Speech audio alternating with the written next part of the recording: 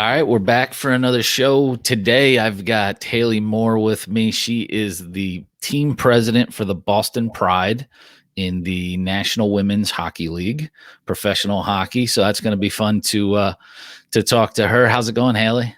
Hey, thanks, Andrew. Thanks for having me. I'm excited to be here. Yeah, I'm glad you could join me. And I'm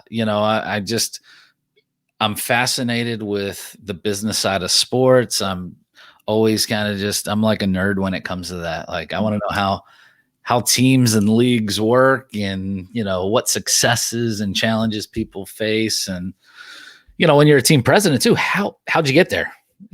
I have a untraditional path. But I like to hear about people's journeys. So, why don't you start with that? Like, where are you from and kind of how you got into sports?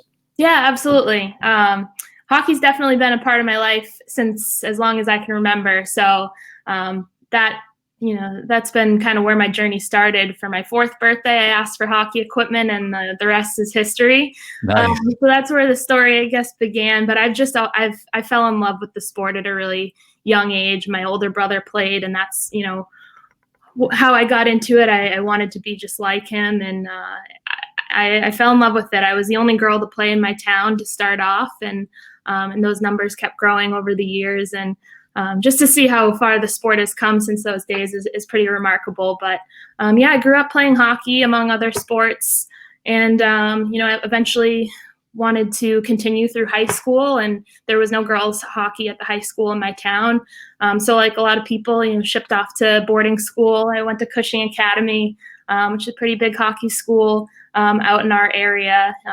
Produced a lot of great hockey players, and was able to continue playing there at a high level and be surrounded by people who wanted the same things as me and wanted to continue to play the game at the collegiate level. So Cushing definitely prepared me for that, and that led me to Brown University, where I was able to play college hockey there, and ironically studied biology, which is not really getting put to good use right now. Can we tie it in somehow? Maybe. I don't know. I like to think that in order to be successful working in sports, you need to understand how the body works, what these athletes go through. So it was a human biology major. So, I tie it in that way. I really didn't know what I wanted to do when I was in college, and those are the classes that I enjoyed. I loved being able to learn about the body and apply it to sports. And for me, I was definitely a student athlete, but I was so focused on hockey in college too. It was like you couldn't even see what life after that was going to look like. And I remember, as a kid growing up, just asking my parents, like, what was I going to do when I was older? Like, what professional league was I going to play in? And they would always say to me, oh, like there's going to be a women's league for you someday. Like by the time you're older, like, you're going to have a league to play in. And I just believed them, of course, like, and I think it was the right advice for them to just tell me that I was going to have an opportunity. And actually when I graduated, there really wasn't a lot of opportunity to continue playing beyond the Olympic level. And I'd trained with the national team. I'd been in the mix, but I wasn't going to reach that ultimate goal. And on the women's side in North America, that was kind of it. That was our option. So I ended up going overseas and playing a season in Switzerland right after I graduated college. That was, the opportunity for me to continue playing and get a little bit of a worldly experience and see another culture. But ultimately, that was, a 1-season thing. Came back and had to start my life outside of being a hockey player. How tough was that? Just, kind of, anytime you're a competitor and you're, an athlete, it's always, not always, but, it's sometimes tough to get adjusted. Yeah, I feel like, as athletes, we tie ourselves and our identity to our sport so much. And academics were always important to me. It was, what kind of led me through my college search and process. I knew that hockey wasn't going to be my career forever, or so I thought. I knew playing hockey wasn't going to be my career forever. And at that point, I had to really kind of find myself once I graduated college. And I think that a lot of athletes kind of find themselves in that same position where you need to try to validate yourself outside of your sport. So those years, I still look back on them and remember how hard they were and how challenging they were. But I'm so thankful for them too, because I just, I've realized that I pushed myself so far outside my comfort zone. I got a job working consulting, and I was, working on biopharmaceutical regulations, and it was a world that I was so unfamiliar with, but I learned that I was able to be successful in something, that was very uncomfortable for me. You mentioned when you were a kid, you were the only, female player. Like how, like, what was your mindset there? Like, how did that affect you? Did that kind of give you motivation?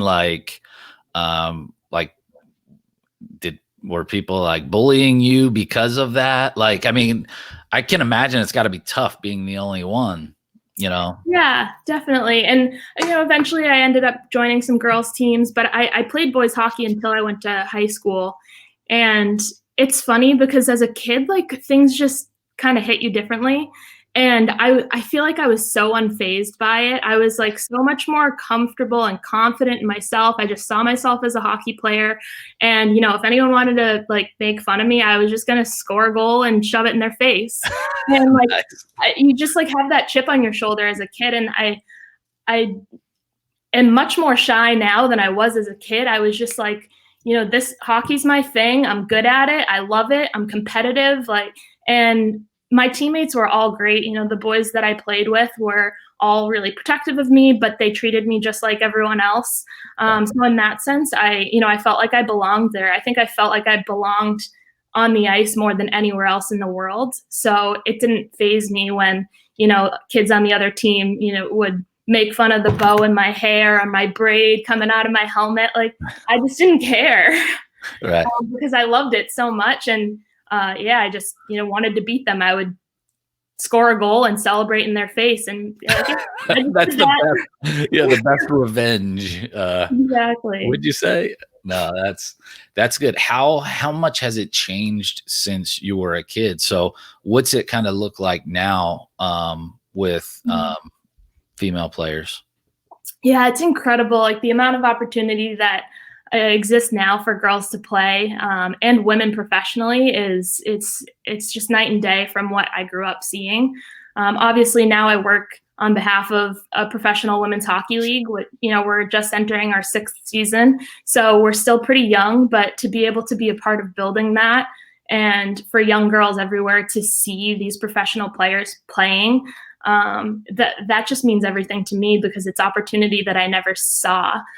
Even being in the position that I am now, like being a female team president of a professional team, like that's not something I saw as a kid, and probably why I never knew what I wanted to be when I grew up, because, I didn't think about working in sports. Like that was, for all intents and purposes, like it was a man's job. I saw coaches that were men. I didn't have a female coach until college.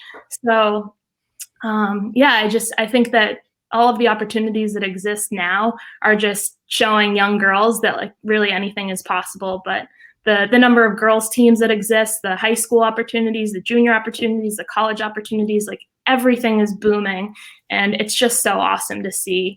But I definitely see a lot of it, both at the youth level and at the professional level through our league and through that lens. It's really definitely powerful.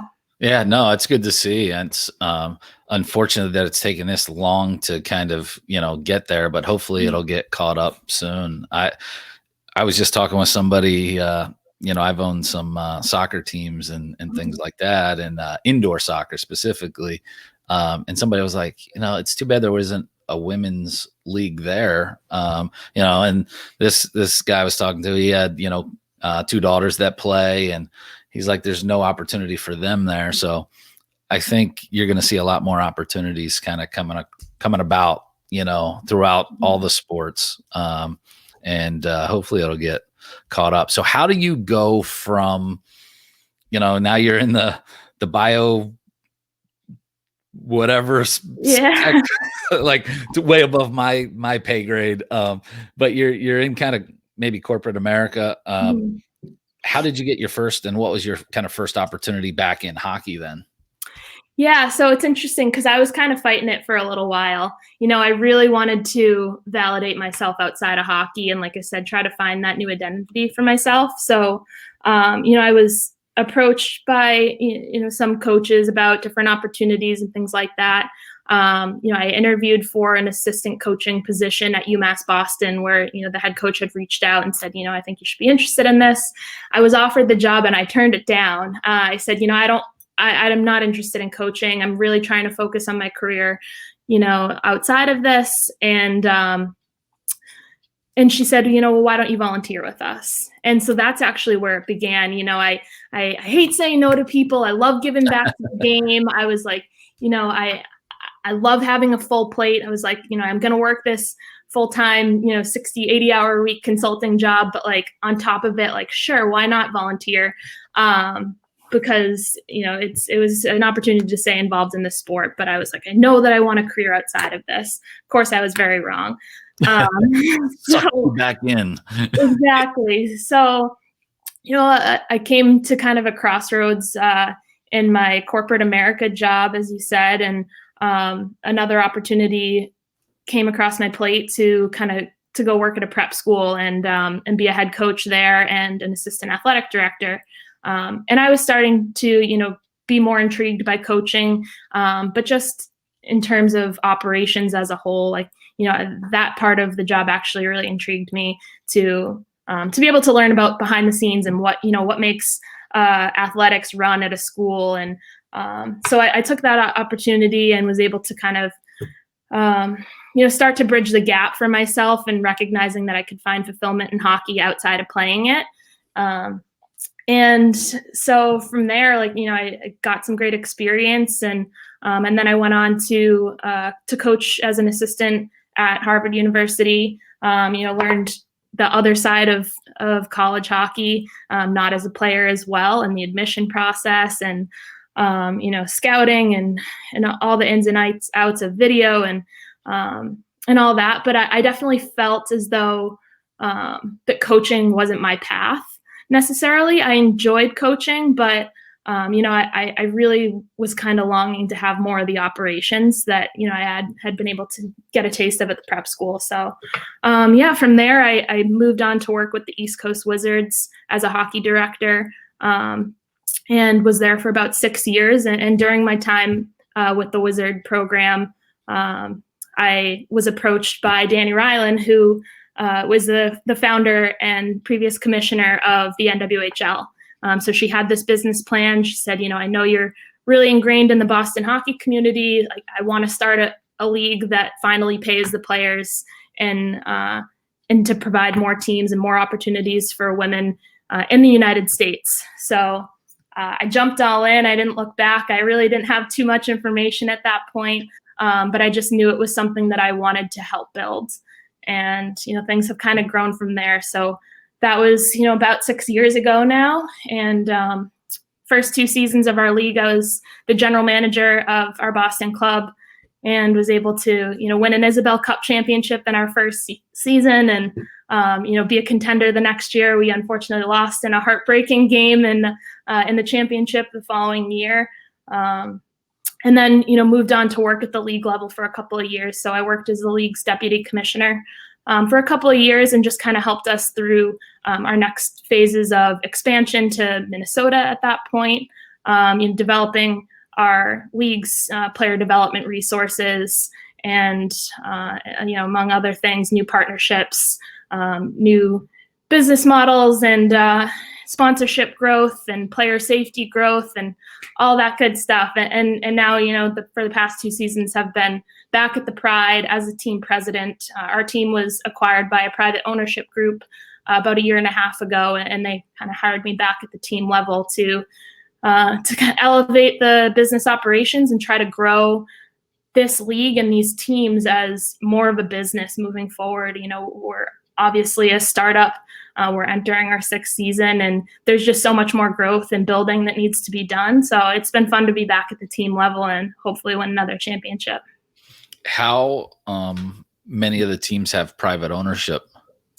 2 do right now, so 2 of the 6. And then that's kind of the plan for growth for the league, is to just kind of sell off, teams and grow. Exactly. Yeah. So we just underwent a pretty significant restructuring. So we've established a new governance system at the league level, established a board of governors, and are working to sell off those 4 remaining teams. But the private ownership has really just made some huge strides for us in Boston, and Toronto is the other market that has private ownership at the moment. So it just allows us to really build the resources within the individual team and really grow the business model within our community, and add different resources. So it's really taken our team in Boston to a new level, and I know the other teams are going to find their way there as well. But it's been really exciting to see in 5.5 short years, essentially. Yeah, I've seen a lot of the growth. It looks great. I love your logo too, by the way. Well, thank you. It is pretty fierce, right? That's pretty cool. That's a cool logo.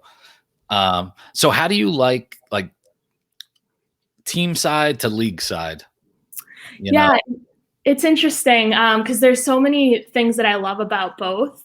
And, being at the team level, you get more of that personal connection. You feel the ups and the downs with your team. But that can also be a negative, right? Like the downs you really feel, the ups you really feel. You're able to be in a position to, win a championship and build those relationships. Whereas like being at the league level, you're actually able to celebrate more for everyone, which is kind of fun, and be a fair weather fan for many teams.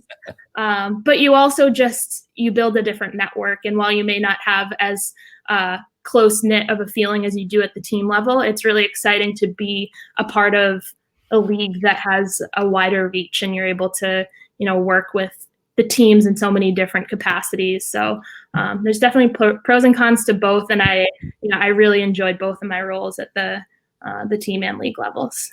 Yeah, I really enjoy, on the team side, just the connection with the community, which is always fun. And on the league side, you're just dealing with a lot of different personalities and a lot of different moving parts, and so it's never dull on the league side. But I also like the competition side.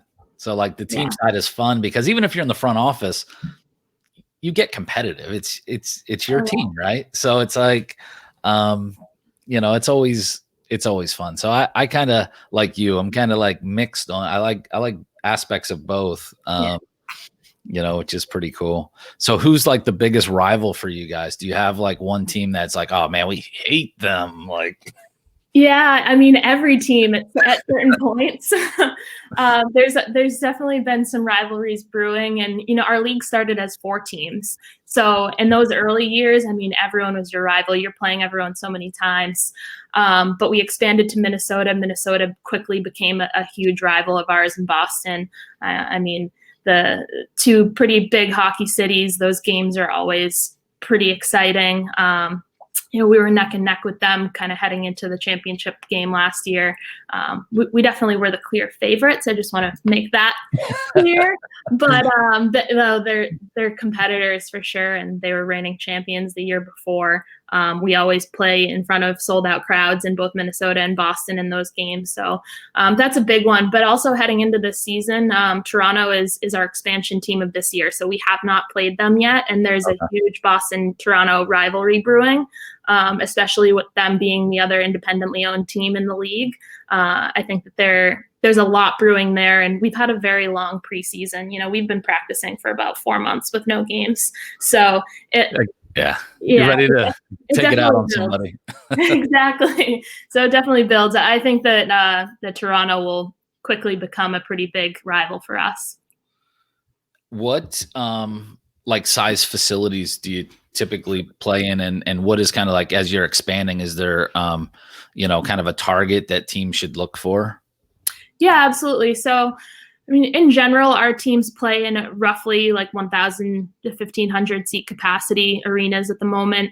And, we try to create the best possible environment for our players. It's a good size for us right now. Want to sell out every game. We want to make the demand for those tickets as high as possible, and really just kind of increase the visibility for our team. And hopefully we outgrow those arenas sooner than later as well. But I think it's a perfect spot to be in right now. The environment's awesome. It feels, similar to like a packed college game with a professional element to it. And in Boston, we play at Warrior Arena, which is the Bruins practice facility. It's a beautiful state-of-the-art facility, and a really clean, professional feel. Our fans are great. They pack the house every time. There's lined up on the glass, standing room only. So it's an awesome environment for our players to play in. Well, and I think that's important, is to have like a nice atmosphere. And like I've been in like sporting events, like in a 10,000 seat arena, and there's 1,000 people. That sucks. Like it doesn't have that, it's just too big, and you want to have it and grow with it, and we encountered that too with soccer. Some of the teams were just in too big of facilities, and it's hard to create that demand, like you said. But more important, the atmosphere. If it's not electric in there when you're elbow to elbow, I don't care if there's 500 people. If it's a small facility and you have that, it's going to feel so much bigger, and the energy is going to be able to be felt. And so I think that's pretty cool. But on your schedule, like when do you guys, like what's the season? Is it a normal hockey season, like time frame? Yeah, great question. So in a typical year, yes. This year, no. And this year's season is going to be so exciting. But yeah, typically we start our preseason in late September, early October. We'll play some preseason games there, and we kick off the season, late October and go through the end of March. That's our typical season. We try not to overlap with any other major women's events as well. We want to make sure we're doing our part to amplify things like the Women's Frozen Four or the World Championships, events like that. So we do our part to work strategically with the other major women's hockey events throughout the year. But that's our typical season.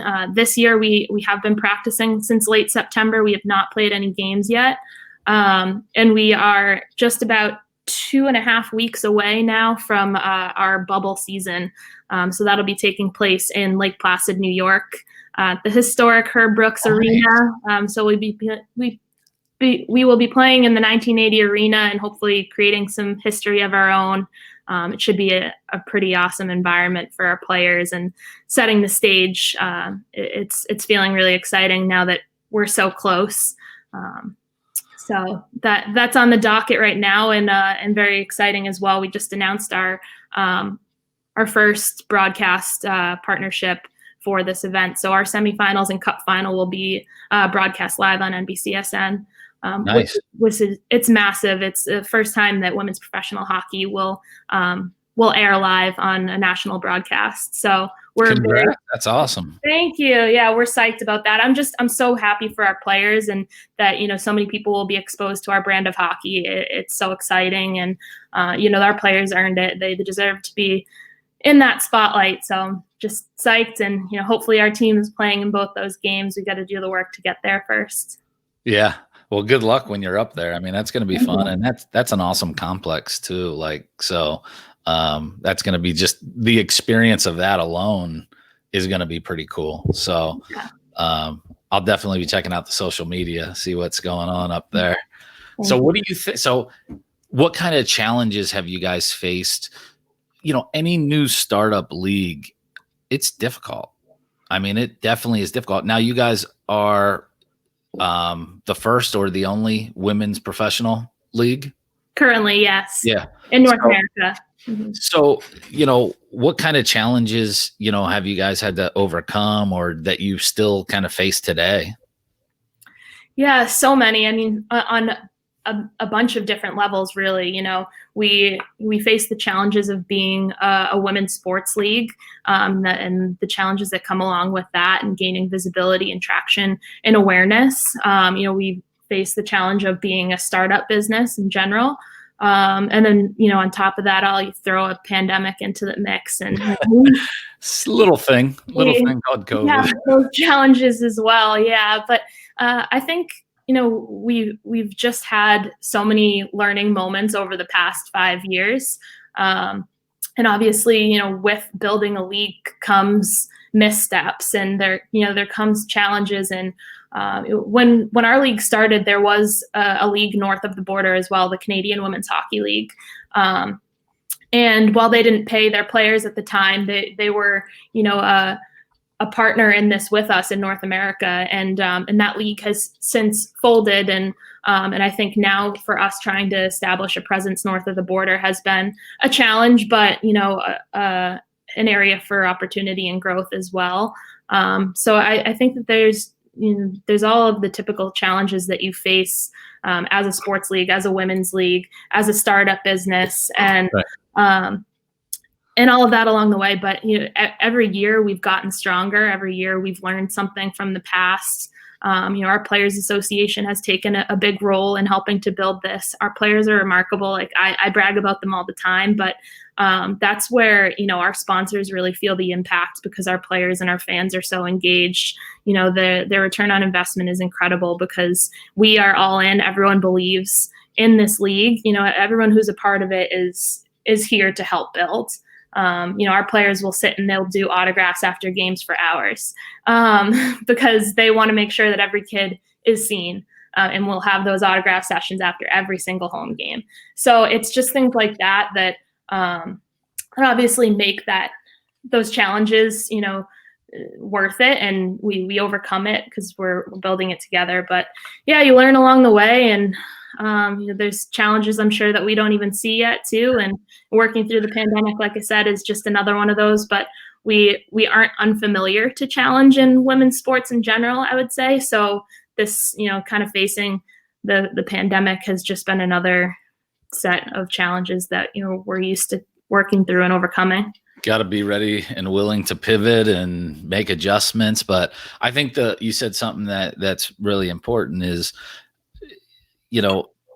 people need to be kind of aligned with the vision. And it sounds like, between the players, the staff, the coaches, league, everyone kind of buys into that vision. And that's how you can really get some traction and have some success. Is when you have too many different people pull in different ways, it makes it difficult. So it's good to hear that, for the most part, everybody is aligned there. Yeah, it definitely makes it a fun environment to work into, to know that we all have the same vision in mind, and we're just working on building that together. What do you like, how do you go about expanding? Like, I think this TV deal is probably going to help get the league exposure as well throughout other regions of the US. But is there anything like that, like, hey, this is how we're going to expand the league? Yeah, absolutely. And we definitely get asked this question a lot. And there are so many markets that, are begging and dying to have NWHL hockey come to them. And, I wish we could expand to all of them now, but there is a strategy behind it. And, like I said, I think having presence north of the border in Canada was something that was really important to us. I think it was natural that Minnesota was our first expansion market. It's the state of hockey, or so they say. Okay, I don't hear any. Yeah, but I think just being strategic and obviously timing our growth so that it is steady and incremental, and getting our bearings with the first couple of seasons before we started off with expansion was really important. We needed to get our feet on the ground and work through some of those early stages before growing. And now we're in our phase of growth. So I expect to see another expansion team within the next year, and hopefully continue to grow there. But I would say more likely than not that the expansion in an additional Canadian market is a likely next step. Okay, nice.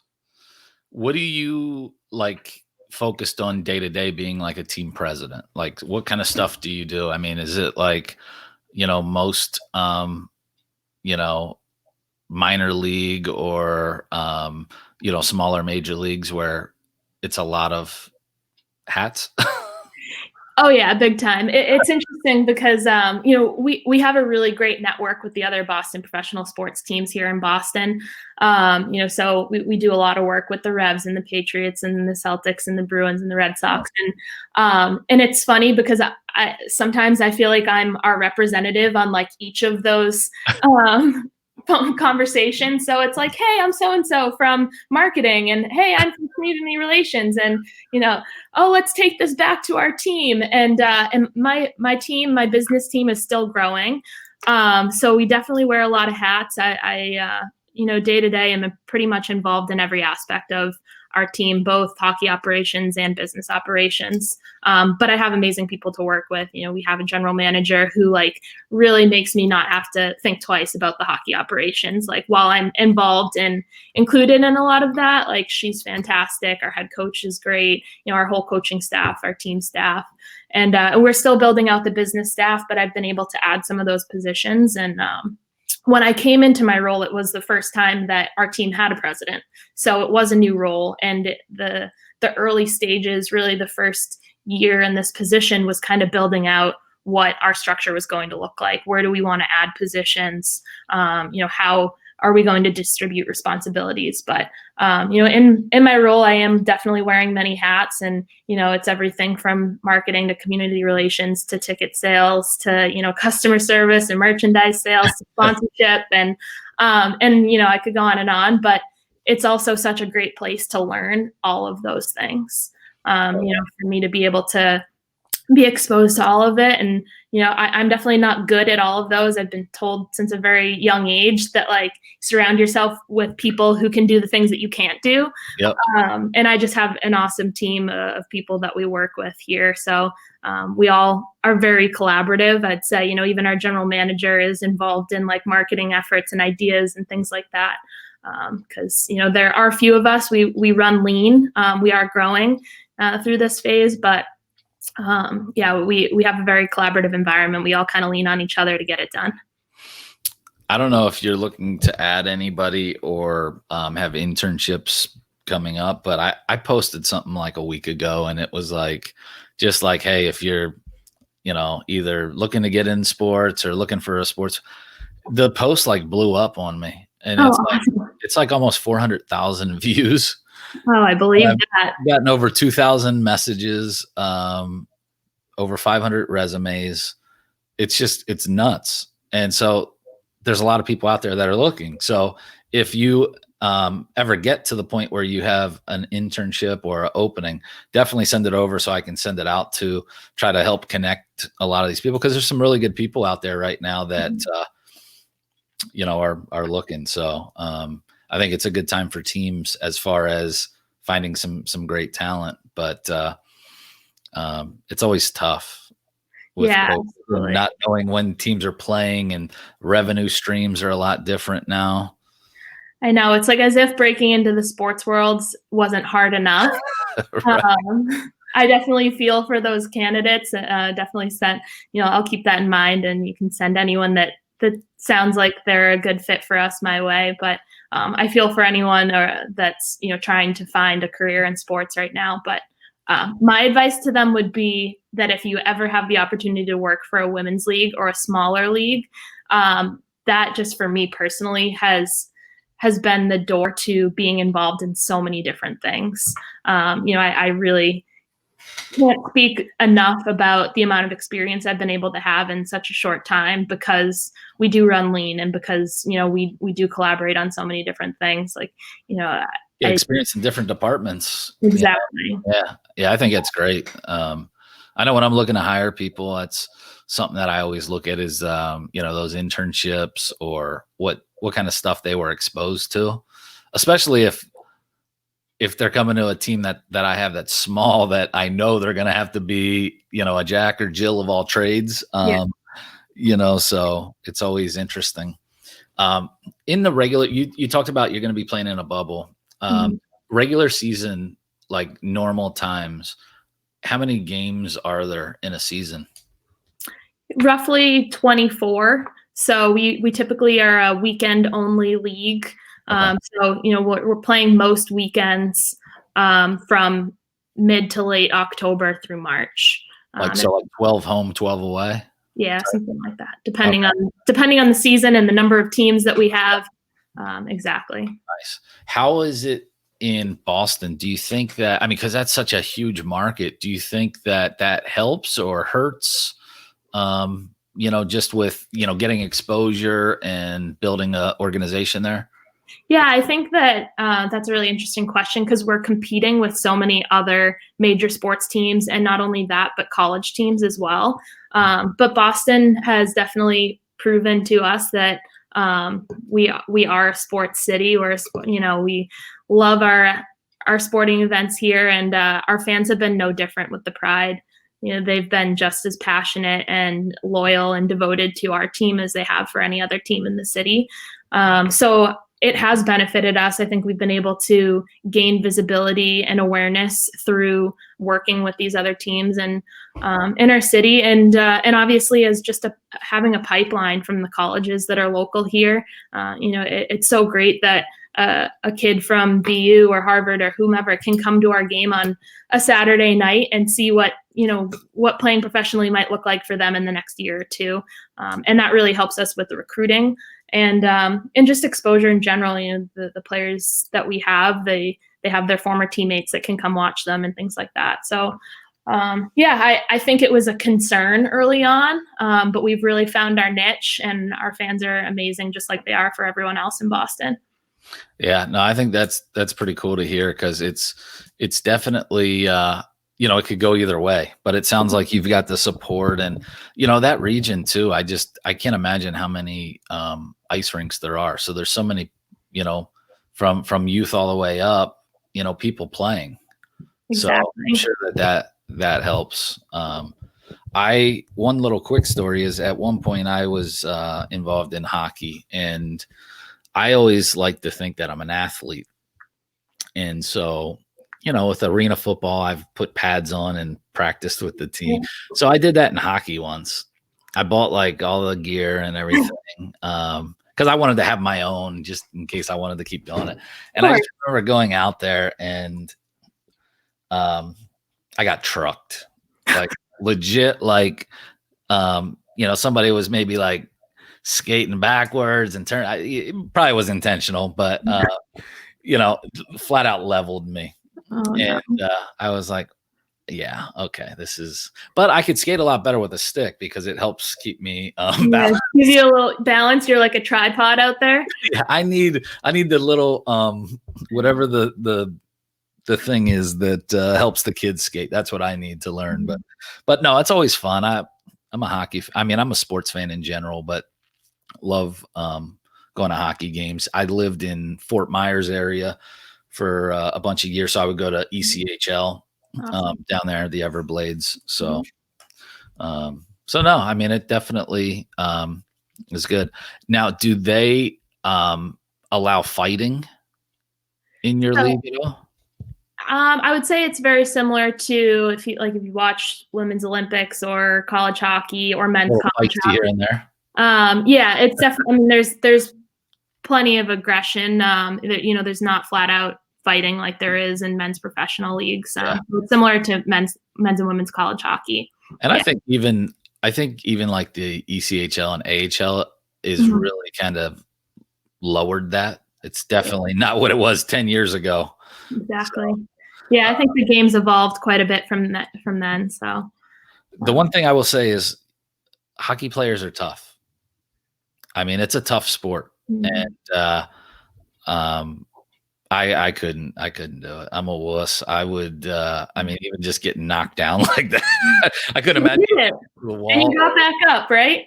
Yeah, the pads helped, I guess. But no, it's fun. So expand closer to where I'm at, which is in Central Florida. Okay. We did have a goalie development camp in Fort Myers a couple of years ago, actually, at the Everglades facility. Oh, nice. So we dipped our toes in the water down there. We've done some youth camps with Tampa Bay Lightning. So it's been a good spot. It'd be a big area for businesses, camps and clinics. Yeah, absolutely. It's a good way to build that following up too. Definitely. Our players, many of them are pretty active and coaching on the youth side as well. And they do a good job as ambassadors for our team and sport. So yeah, it's a good way to grow the visibility and gain long lifetime fans. So Yeah. And hopefully future players too. Oh yeah. Yeah. And that'll be the cool stories when you, get to that point where, yeah, I went to, the camp in so-and-so and, it's going to happen. It's just, it's probably a few years away. Maybe close. I mean, you're 6 years in. So yeah, we do have a few of those stories like in Boston. We have at least a few players on our team now that I coached when I was at Harvard.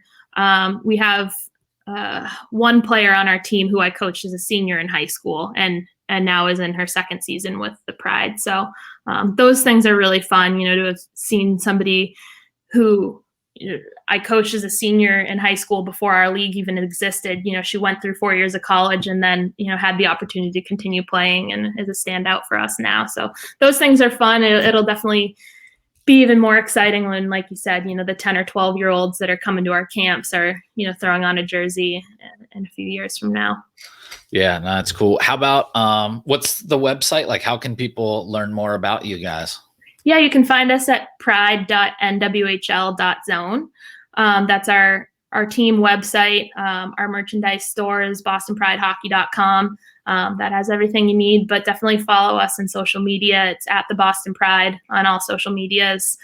We do a great job. Our players actually run our TikTok account, so I apologize for anything you see there, but they do a really good job. So it might be good. They love it. So they asked if they could have the reins, and they just have to ask for approval before posting things. But it is, I know it's a growing world of TikTok, and they do a pretty funny job with it. So you can follow us as well. Yeah. Well, no, it looks like, you're really developing that. I've seen the growth over the last few years, so I'm kind of excited to see, and, I'll tune in and check out the bubble. But appreciate you joining me, and let's stay in touch, and hopefully, you're down this way sometime, and I can come out and check out, and maybe I'll see if somebody wants to level me on that. Yeah, I'm sure one of our players can manage that. Yeah, exactly. Yeah, and I did forget to mention, but all other games will be streamed live on Twitch. So nice. The rest of our games will be live on Twitch. It's our second year working with them, and everything else. Then we're hopefully playing on NBC Live for you guys and bringing home a cup to Boston. But thank you guys so much for having me.